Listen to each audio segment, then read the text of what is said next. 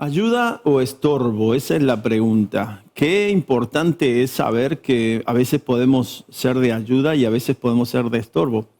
Estorbo es aquello que está en medio. Estorbo es aquello que impide algo, ¿no? Algo que está estorbando. A veces cuando el que no ayuda estorba, ¿no? Y a veces, Ana, en una limpieza general, en una mudanza, cuando hay una persona que está ahí al medio, no haciendo nada, le decimos que está estorbando. Más si el espacio es un poco pequeño. complicado, la distribución de un lugar, pues la verdad que sí, un Le poco decimos, así, ¿no? Oye, Quítate, por favor. quítate del medio porque estás estorbando. Así que un poco por ahí van los tiros de esta mañana. El tema es ayuda o estorbo y en cuanto a nuestras vidas como seres espirituales y naturales, vale la aclaración de que Dios quiere que nosotros le seamos de ayuda y seamos de ayuda al propósito. Seamos de ayuda al propósito que tiene Dios con nuestras vidas. Seamos de ayuda al propósito que Dios tiene en general, en la iglesia, en nuestra familia. Pero ¿cuántas veces no lo podemos llevar a cabo? Así que me gustaría que analicemos a un hombre, a un discípulo de Jesús, que en un momento fue ayuda y en otro momento fue estorbo. Que esto no nos suceda a nosotros. Y quiero leer en el libro de Mateo, capítulo 16, verso 13 al 19. Vamos a leer, pero vamos a ir deteniéndonos en algunos versículos. Y dice así, Mateo 16, 13. Cuando Jesús llegó a la región de Cesarea de Filipo, junto a sus discípulos, dijo o preguntó, ¿quién dicen los hombres que es el Hijo del Hombre? O sea, Jesús llega a esa región, que era una región muy idólatra, muy adoradora de Baal, y quería tantear un poco el ambiente espiritual de la zona. Así que le pregunta a los discípulos, quizás los discípulos llegaron antes, o se habían movido, o habían estado charlando con más gente, con más personas. Y Jesús le hace esa pregunta, oye, vosotros que habéis estado ahí entre la multitud, ¿qué dice la gente que soy yo? Jesús venía de hacer milagros, Jesús venía de trabajar ya. Y su fama se había extendido también. Su fama se había extendido, exactamente.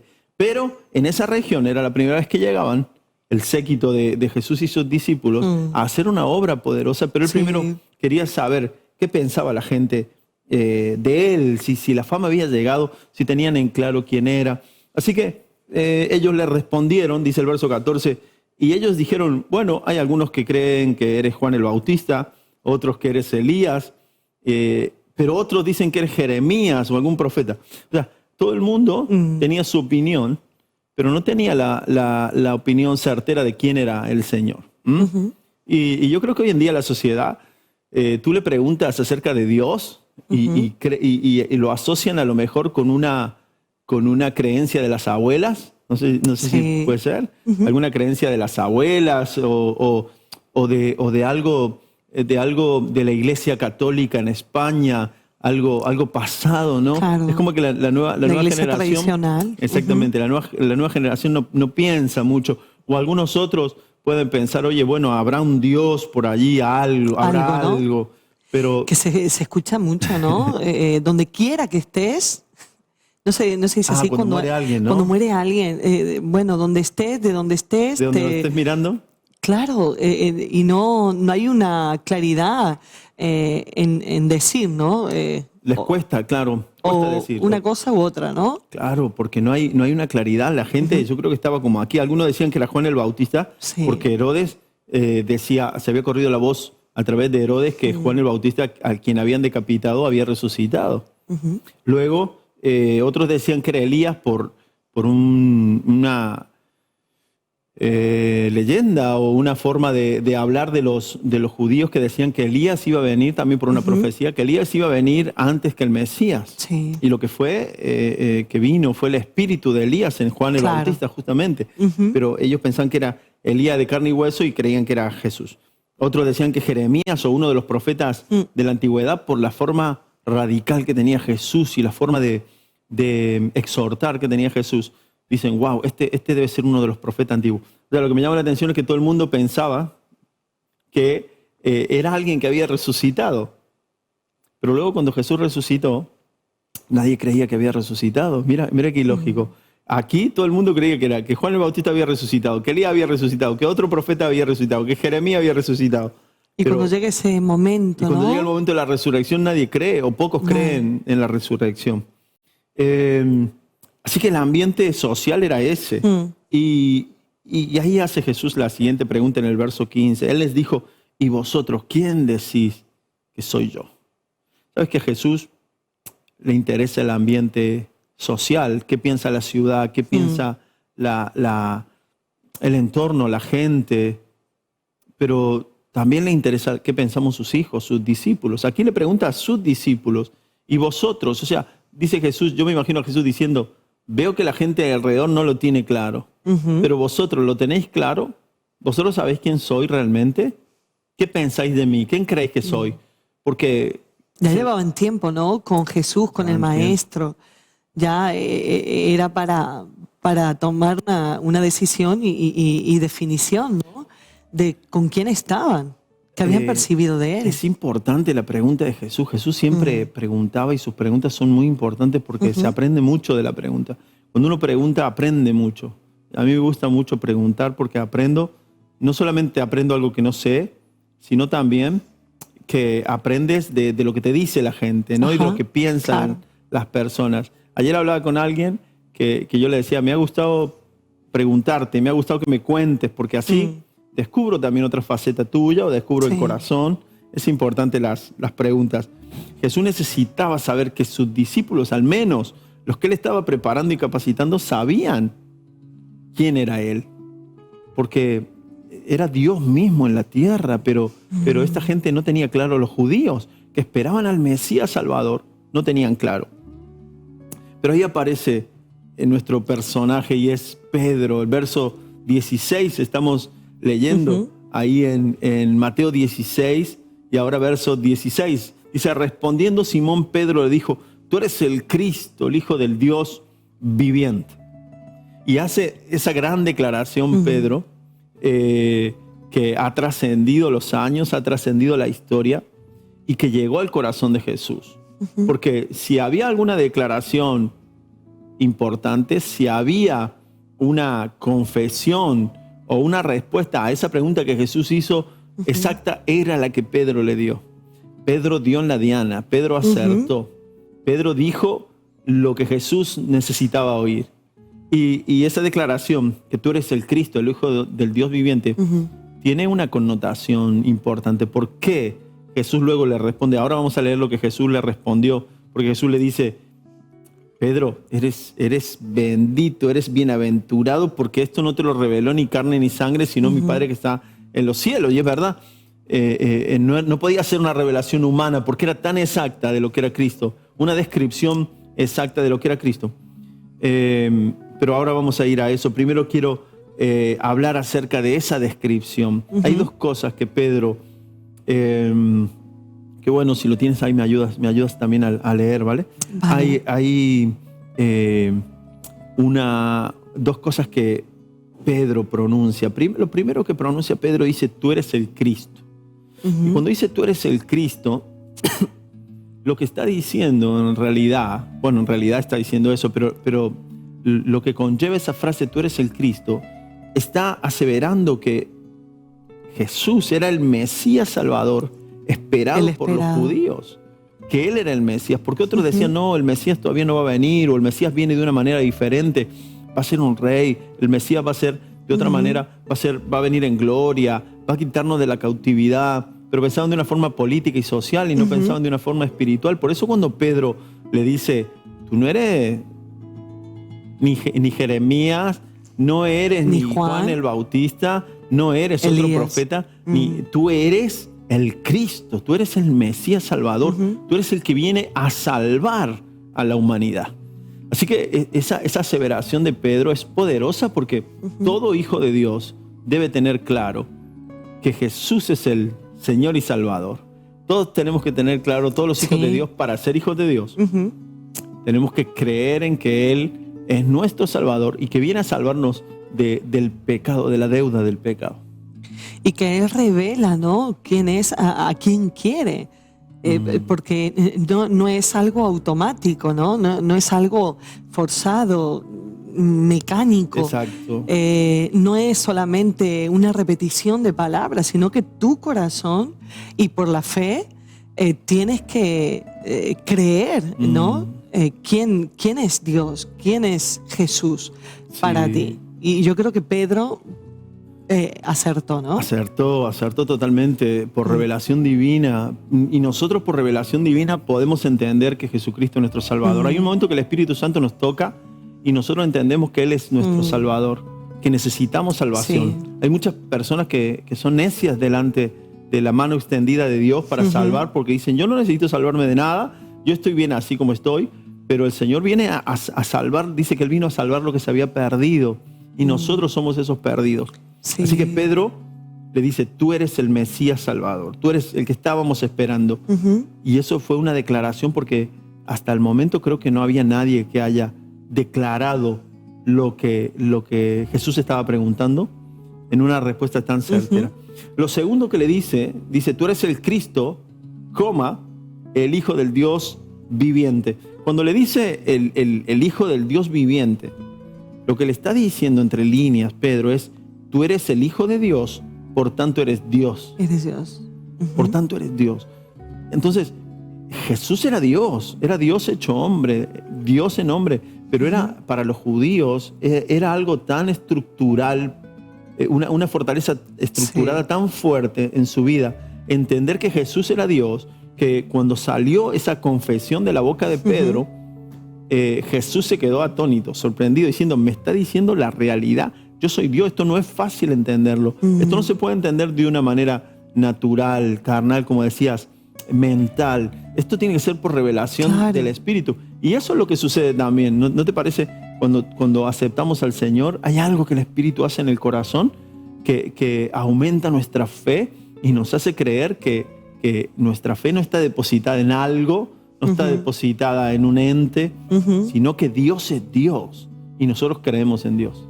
Claro que sí. Cuando viene el mensaje, ¿no? El Evangelio a nuestras vidas, su palabra, ¿no? Que es la base, el oír la palabra de Dios, nos hace creer, ¿no? En lo que Él ha dicho y ha escrito, ¿no? A través de hombres inspirados, la palabra, ¿no? Más segura que es la Biblia. Entonces, yo por fe un día creí que Él venía a salvarme y que yo, en mi condición de pecadora, necesitaba esa redención, necesitaba ese rescate, ¿no? Claro. Que Él me salvara, para yo entrar y disfrutar, ¿no? De una nueva vida, una naturaleza nueva, una Así mujer es. nueva dentro de mí. Amén. Y que la confianza a partir de ese momento está depositada Sí. en Dios, en ese ser superior que puede hacerlo todo y que tiene la capacidad de hacerlo todo. O sea, Pedro le estaba diciendo, tú vienes a morir por nosotros porque nosotros necesitamos un Salvador, pero tú vas a resucitar, tú tienes poder, tú eres Dios. Entonces, esa declaración fue impresionante al punto que Jesús desencadena 3 detalles o 3 respuestas dentro de la misma respuesta o dentro de la misma declaración de Jesús, porque Jesús no pudo quedarse callado ante esa confesión de Pedro. Y yo quiero decir también que Jesús no se va a quedar callado ante nuestra confesión. Dice la palabra que con la boca se confiesa, con el corazón se cree para justicia y con la boca se confiesa para salvación. O sea que a todos los hijos, los que somos hijos, que hemos declarado que el Señor es nuestro Señor y Salvador y que Él es Dios, Dios no se queda callado, sino que hay una respuesta de parte de Dios. Y en ese mismo instante, ¿no? Que me quedo ahí en el aire, pues ahí viene a morar el Espíritu de Dios en nuestras vidas. Y el Espíritu de Dios es el que va transformando, todo se produce, ¿no? En nuestro interior, desde nuestro interior empieza un trabajo, una operación, ¿no? Una cirugía, cuando viene a morar el Espíritu de Dios a nuestras vidas. Y ahí empezamos a ver esos cambios.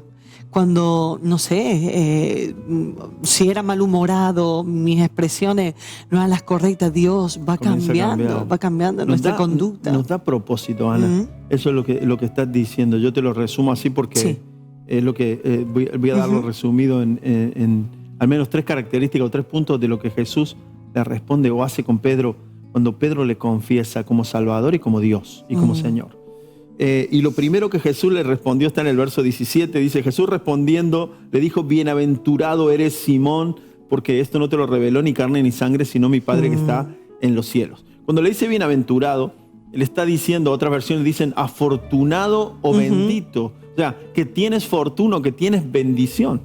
Así que somos afortunados y bendecidos, aquellos que hemos recibido una revelación celestial, aquellos que no estamos muertos espiritualmente, sino como has dicho, vivimos y tenemos a Dios nuestro. Somos afortunados. Yo me pregunto, ¿vivimos como afortunados? ¿Vivimos como benditos? ¿Tenemos del cielo esa revelación de que somos hijos de Dios, que Él es nuestro Señor, nuestro Salvador? ¿Caminamos como bendecidos? ¿Caminamos como benditos o afortunados? Afortunado es alguien que tiene una fortuna. Y yo quiero vivir de esa manera. Así que lo primero que Dios hace en un hijo que ha creído es lo que Jesús quiere hacer con Pedro. Le demuestra quién es en Dios. Tú eres un bendito, es un afortunado. Lo segundo se encuentra en el verso 18, porque le dice, yo también te digo, o sea, aparte de decirte que eres afortunado, le dice, yo también te digo que tú eres Pedro, y sobre esta roca edificaré mi iglesia, y las puertas del Hades no prevalecerán contra ella. Solamente este versículo nos da para hacer 3 o 4 programas, pero voy a ser conciso y voy a resumir. A ver si lo intento, a ver si puedo lograrlo. Lo que le está marcando aquí el Señor a Pedro es el propósito con la vida de Pedro, el destino que Dios tenía para él. Y eso es lo que hace el Señor con nuestras vidas cuando venimos a Él. No solamente que nos saca del lodo del pecado, como decía, y nos cambia y nos da valor de que antes no éramos hijos y ahora somos hijos, como dice la palabra, antes no éramos pueblo y ahora somos real sacerdocio, linaje escogido, nación santa. Nos da un valor, sino que nos da propósito. Ese pasaje de 1 Pedro dice, para anunciar las virtudes de aquel que nos llamó de las tinieblas a su luz admirable. O sea, somos nación santa, somos linaje escogido, real sacerdocio, ¿para qué? Para anunciar las virtudes. Y aquí a Pedro le estaba diciendo, tengo un propósito contigo. No solamente que eres afortunado, eres bendito, sino que hay un propósito. ¿Y cuál es el propósito? Que tú eres Pedro. Y la palabra Pedro es en griego Petros, masculino, que significa una piedra. Tú eres una piedra como hay muchas, una piedra sosa, yo decía el otro día, sosa, sin expresión, común, podemos decir. No sé qué otro adjetivo te surge. No, inerte, no tiene vida. Dura. Una piedra. Yo cuando era chico jugaba mucho con deforme también, porque... Sí, como multiforme, ¿no? Exacto. Cada piedra tiene su tamaño, su forma. Es verdad. No todas son iguales. Pero que Jesús le estaba diciendo, yo creo que eres una piedra más. O eres como una piedra. Pero luego le dice a continuación, pero sobre esta roca, y cuando dice la palabra roca, no está usando Petros. O sea, no está diciendo, Pedro, tú eres la roca y sobre ti voy a edificar la iglesia como se cree, ¿no? En la iglesia tradicional cree que Pedro fue el primer papa y que por eso la iglesia está fundamentada sobre un hombre. No, iba mucho más allá.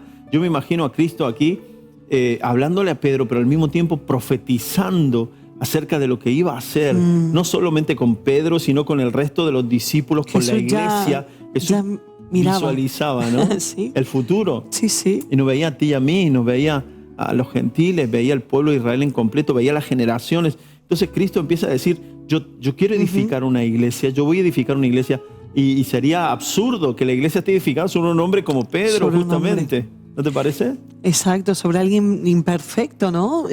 Sería tan limitado y quién sabe que eso en algún momento se podría cortar. Claro. Pero ahí está, en Jesús, ¿no? Él era esa roca. Hay varias posturas en cuanto a eso. ¿A qué le llama Jesús la roca? Y ahora la voy a decir.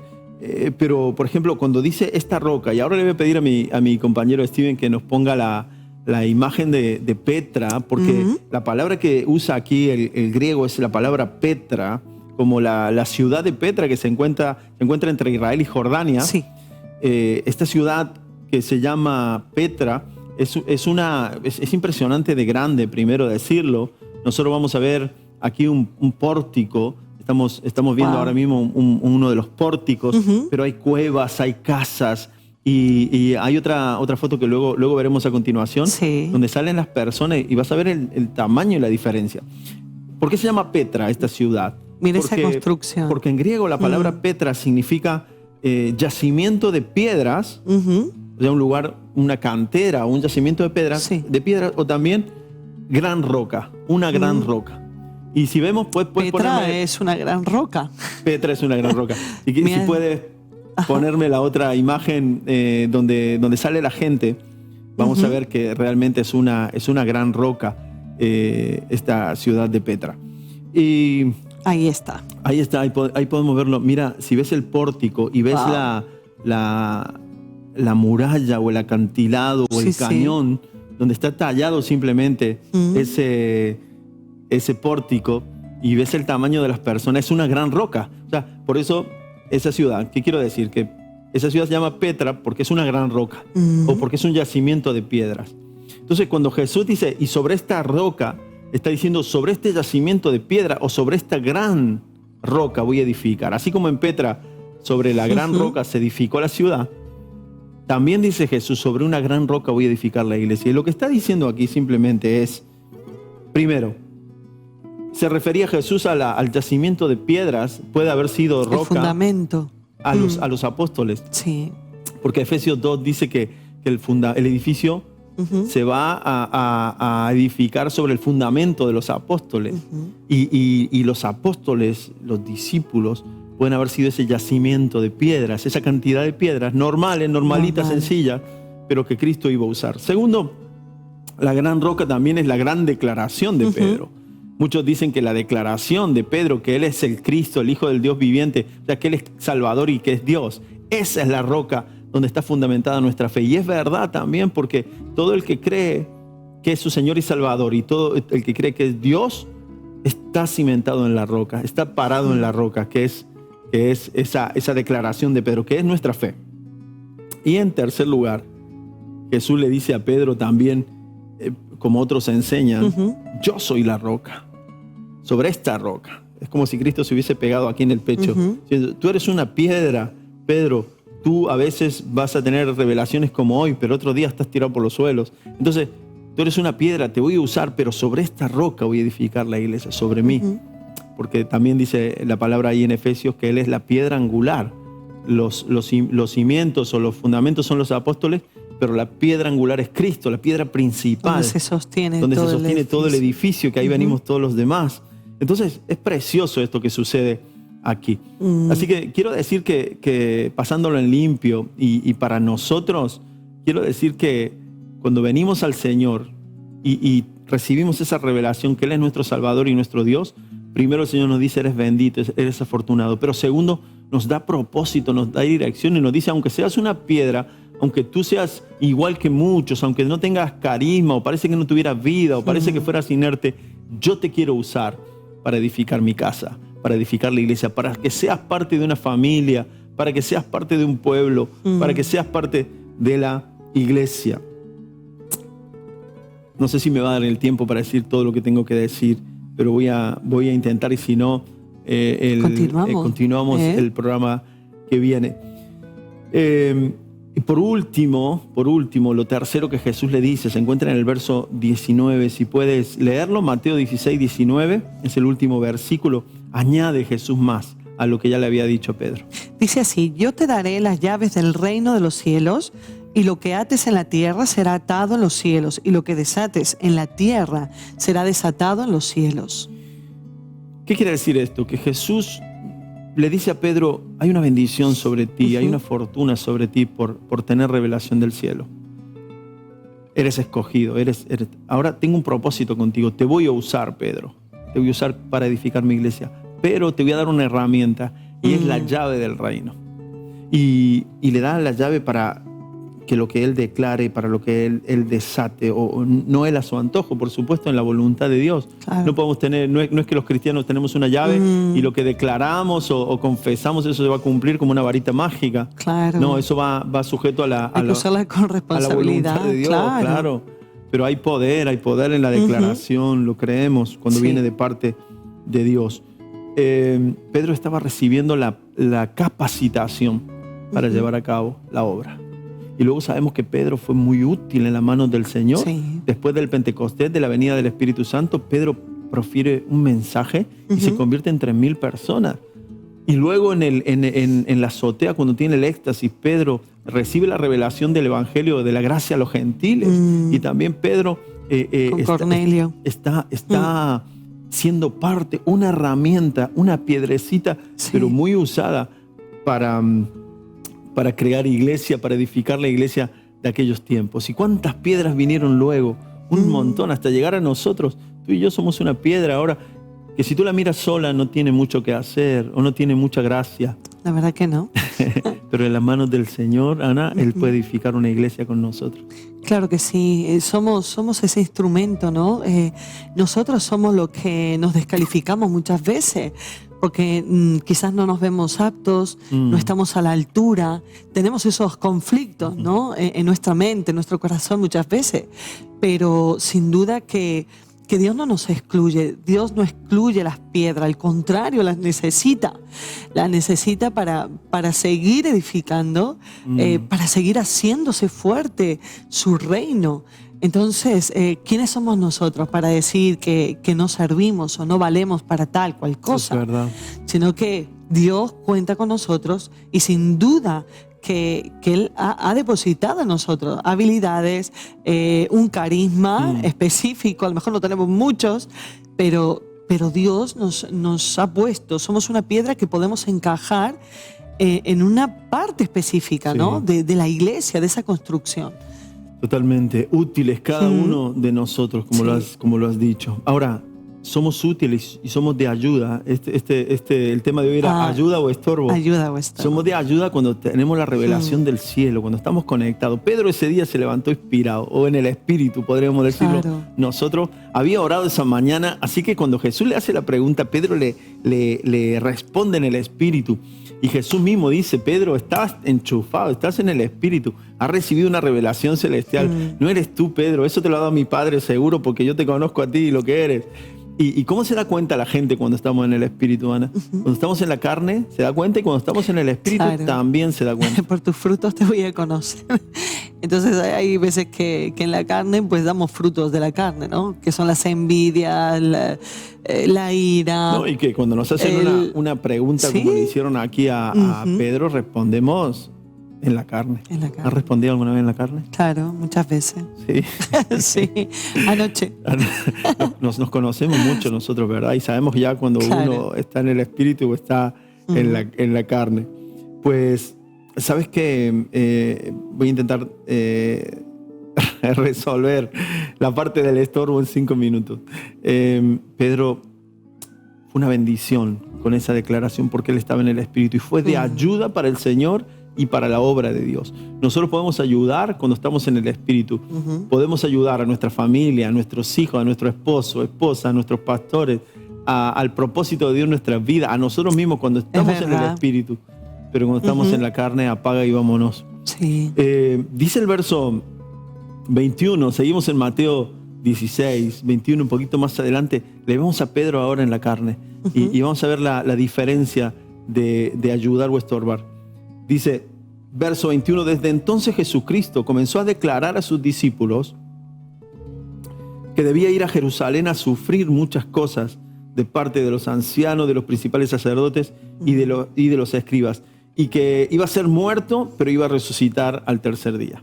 Ya en ese momento Jesús, o en ese tiempo, parece que no lo había hecho, pero empieza a ser más claro con los discípulos y decirles, vamos a ver, yo vengo aquí a morir, yo no vengo aquí a vivir la vida, a casarme, a formar una familia. Yo vengo con un propósito. No me puedo enredar, ¿no? En los Exacto. negocios de esta vida. He sido enviado con un cometido, un propósito único. ¿Cuál era? Morir. Wow. Pero, como yo soy Dios, yo voy a resucitar el tercer día. Entonces le empezó a decir a los discípulos esto. Y parece que ese día que se lo dice Jesús, Pedro no había orado esa mañana. ¿Te ha pasado algún día que te has levantado y no has orado, no has estado con el Señor y se te presenta un día complicado y tú dices, madre mía, he empezado el día fatal, lo he empezado mal, lo he empezado por la cabeza y no por los pies, torcidos, ya no tiene arreglo. Lo bueno es que cada día que amanece tenemos una nueva oportunidad. Pero lo que sucedió aquí es que Pedro le responde en la carne. Jesús dice, voy a ir a Jerusalén, voy a sufrir, me van a matar y voy a resucitar al tercer día. Pero dice el verso 22, y tomándole aparte, Pedro comenzó a reprenderle. O sea, se lo llevó a Jesús, seguramente Jesús estaba enseñándole a los discípulos, pero se lo llevó aparte a Jesús y le empieza a decir, pero muchacho, claro, porque Pedro era mucho más mayor. Le llevaba más de 20 años a Jesús. Jesús, ¿qué es lo que estás diciendo? ¿Qué estás diciendo, me estás alertando. ¿Pero cómo estás hablando de eso? Tú no vas a morir. ¿Cómo que vas a morir? Cállate, ya deja de decirlo. Mira, lo digo con las palabras que lo dice Pedro aquí. Aquí dice, Pedro comenzó a reprenderle a Jesús diciendo, no lo permita Dios, imagínate, Señor. No desanimes al resto de los discípulos. Eso nunca te acontecerá. Claro, ¿cómo va a decir eso, muchacho? Pasa cuando hay nuestros padres nos escuchan a veces a los más jóvenes hablar de una manera y vienen y nos regañan diciendo, pero vamos a ver, ¿cómo dice eso en la tele? O ¿cómo dice eso predicando? Aquí Pedro, como era mayor de edad, y Jesús diciendo, me van a matar, voy a morir, voy a resucitar. Pero como dice esta tontería, como dice esa locura, a lo mejor conectado en el amor con el Señor, no queriendo que su maestro muriera. Pero el mismo que dijo, tú eres el Cristo, el Hijo del Dios viviente, tú eres mi Salvador. Cuando le dice, tú eres mi Salvador, le está diciendo, tú vas a morir por mí. Claro. Y cuando dice, tú eres mi Dios, le está diciendo, tú tienes poder para resucitar. Pero aquí, las dos cosas que pone en duda Pedro es la muerte y la resurrección de Jesús. Así que le está diciendo, tú estás equivocado, estás loco o no te va a pasar eso. Justamente duda, porque estaba en la carne, de los dos atributos de Jesucristo, que era el morir por los pecados, el ser el Salvador, y por otro lado el ser Dios y tener autoridad para resucitar. Sobre la muerte. Quiero terminar con el versículo, porque Jesús también le responde. Mira, a cada declaración de Pedro Jesús le respondió. A la declaración primera Jesús le responde con bendición, con propósito, con capacitación. Pero a la segunda declaración en la carne, el Señor también le responde a Pedro y le dice, pero volviéndose a él, estoy leyendo el verso 23, pero volviéndose a él dijo a Pedro, quítate de delante de mí, Satanás, me eres piedra de tropiezo, porque no estás pensando en las cosas de Dios, sino en las cosas de los hombres. ¡Wow! Ahí este versículo lo aclara totalmente, no tiene mucha aclaración porque por sí solo lo aclara. Primero le dice, quítate de delante de mí. Como ese que está estorbando en la casa y tú estás haciendo cosas y te es de tropiezo, te es de estorbo y le dice, quítate, déjame trabajar, me estás estorbando, quítate del medio, ¿no? Cuando alguien está y no ayuda, es de estorbo. Pues Pedro estaba siendo de estorbo en ese momento, con la declaración impidiéndole a Jesús que cumpla el propósito. Antes le había ayudado a cumplir el propósito y él había sido un instrumento, una piedrita con la que Dios podía hacer el propósito, una piedra de ayuda. Pero ahora está siendo una piedra de tropiezo. Jesús le dice, apártate de mí. Y cuando nosotros somos de tropiezo, el Señor nos tiene que apartar. Porque si no ayudamos, dice, el que no junta conmigo, desparrama. O sea, que el que no está ayudándome es de estorbo. Al punto que el Señor le tiene que decir, apártate de mí, Satanás. ¿Por qué? Porque el que es de estorbo, Ana, el que es de estorbo, el que es de tropiezo, está obedeciendo más a los planes del enemigo que a los planes de Dios. Estoy hablando de los hijos de Dios. Cuando alguien es de estorbo, es de tropiezo. Y luego le dice la clave al Señor, porque no estás pensando en las cosas de Dios, sino en las cosas de los hombres. Claro, quizás estaba conmocionado, ¿no? Este Pedro, con esas declaraciones de Jesús. Imagínate pensar, pero ¿te vas a ir ahora cuando tenemos que seguir, ¿no? Trabajando, queremos seguir escuchando tus enseñanzas, queremos seguir siendo discipulados? ¿Cómo que te vas a ir? ¿Qué va a ser de esto? Entonces, el hombre ahí, en sus emociones, alma, en su alma, era difícil de aceptar esa declaración de su Señor. Qué peligro cuando estamos en el alma, Ana, porque somos de estorbo, ¿verdad? Cuando nos movemos por sentimiento, por emociones o por creencias, porque dicen algunos que la creencia que había sobre los judíos y también sobre Pedro era que el rey que venía, el rey libertador, iba a ser un rey glorioso, un rey que venía a matar y no morir, porque la muerte era de derrota. Entonces él venía a matar, a vencer al ejército romano. Exacto, librarlos de ese poder. Se le puede haber metido a Pedro también esa enseñanza. Ahora, la pregunta es, no tenemos más tiempo, la pregunta es, ¿somos piedra de ayuda o somos piedra de estorbo? ¿Somos ayuda o somos estorbo? Sabes que cuando estamos en el Espíritu somos de mucha ayuda, pero cuando estamos en la carne somos de mucho estorbo. Dios no nos puede usar. Primero le dice, tú eres una piedra y te usaré sobre la roca para edificar. Pero acá le dice, apártate de mí porque eres una piedra. También le dice, sigue siendo una piedra, pero ahora eres de tropiezo. Y esa es la diferencia. Estar en las cosas terrenales o estar en las cosas de arriba. Jesús dio la clave, porque no estás pensando en las cosas de Dios, sino en las cosas de los hombres. Así que mi ánimo en esta mañana, en este bloque Mar y Luz, es decirte, seamos piedras de ayuda. Seamos piedras con las que el Señor cuenta. Una piedrita insignificante, sí, sin mucha gracia puede ser, pero en las manos del Señor Él puede edificar la iglesia, Él puede edificar su casa. Ahora, cuando estamos en la carne, en lo natural, o con nuestra mente en las cosas de los hombres, seguramente vamos a ser de tropiezo y el Señor nos va a tener que decir, apártate, quédate a un ladito, no te puedo usar porque me estás haciendo de estorbo, porque no estás cooperando para el propósito. Y podría decir muchas más cosas, pero aquí lo dejamos. Hasta aquí ha llegado la sección o este bloque Mar y Luz.